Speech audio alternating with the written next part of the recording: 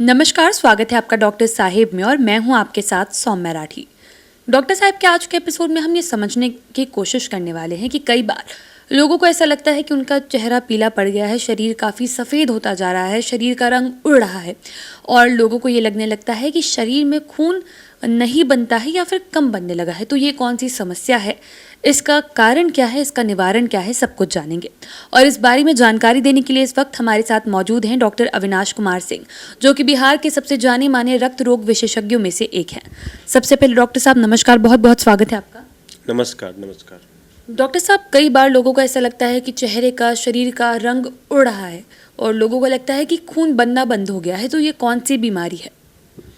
जी हाँ, काफ़ी महत्वपूर्ण सवाल है और आपको धन्यवाद देते हैं कि इस तरह के सवाल के साथ आपने इंटरव्यू स्टार्ट किया है। तो खून की कमी जो है वह काफ़ी कॉमन प्रॉब्लम है। हाँ, आधी जनता जो है हमारी ना 50% लोग जो है उनको खून की कमी है और बहुत सारे लोगों को ऐसा लगता है कि उनका खून बनना बंद हो गया है। तो इस तरह के जो लक्षण हैं, जैसे शरीर सफ़ेद पड़ गया हो या जैसे कि धड़कन तेज़ हो जाए, हल्का भी काम करने पर या चलने पर सांस फूलने लगे, शरीर में सूजन आ जाए, चक्कर आने लगे, तो सस्पेक्ट करना चाहिए कि कहीं हमारा खून बनना बंद तो नहीं हो गया या हमें खून की कमी तो नहीं है।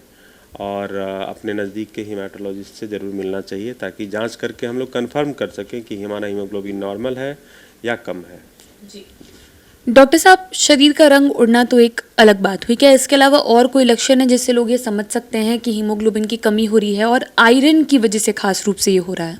जी हाँ, तो देखिए, हीमोग्लोबिन की कमी जो है वह सबसे कॉमन आयरन की कमी से होता है।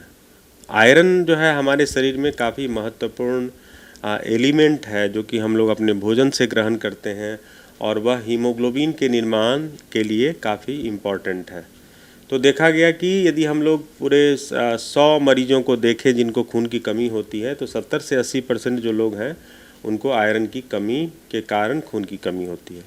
तो आयरन की कमी के कारण क्या हैं?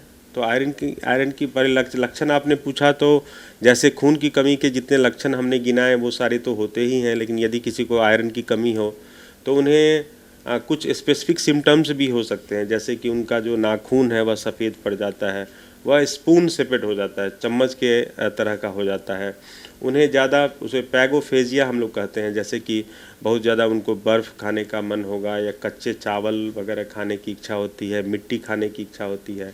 तो ये सारे कुछ स्पेसिफिक सिम्टम्स हैं जो कि हम लोग सस्पेक्ट करते हैं कि व्यक्ति को आयरन की कमी हो सकती है।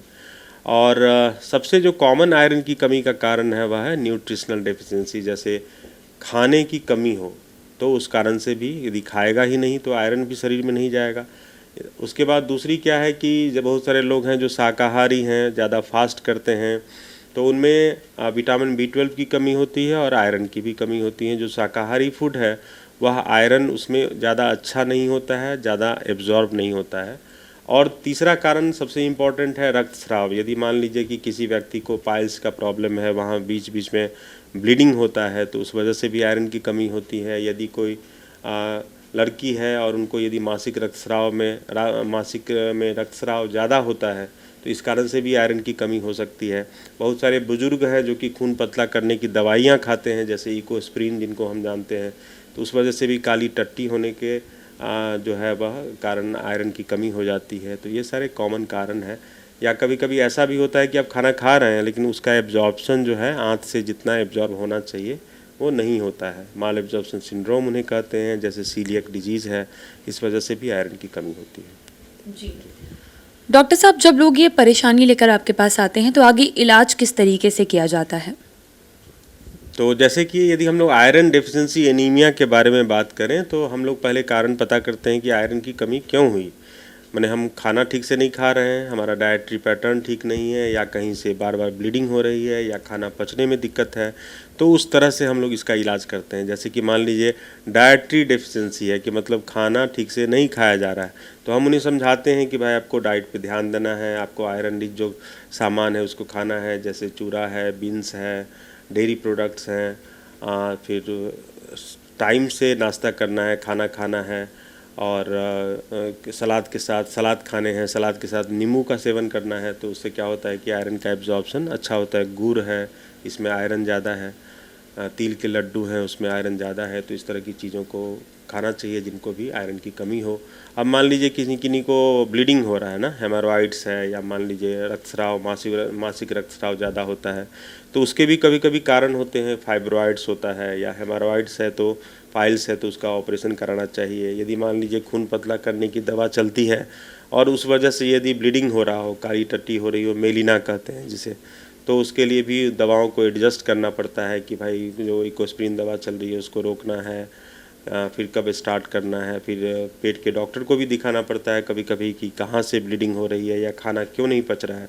छोटे छोटे बच्चों में देखा गया कि आयरन की कमी जो है वह सीलियक डिजीज़ नाम के बीमारी से होती है। उसमें गेहूं से व्यक्ति को एलर्जी हो जाता है, तो यदि इसको हम लोग कन्फर्म करते हैं तो उनको बताते हैं कि भाई गेहूं की रोटी उनको नहीं खानी है, और उनका आयरन जो है वह फिर हीमोग्लोबिन नॉर्मल हो जाता है।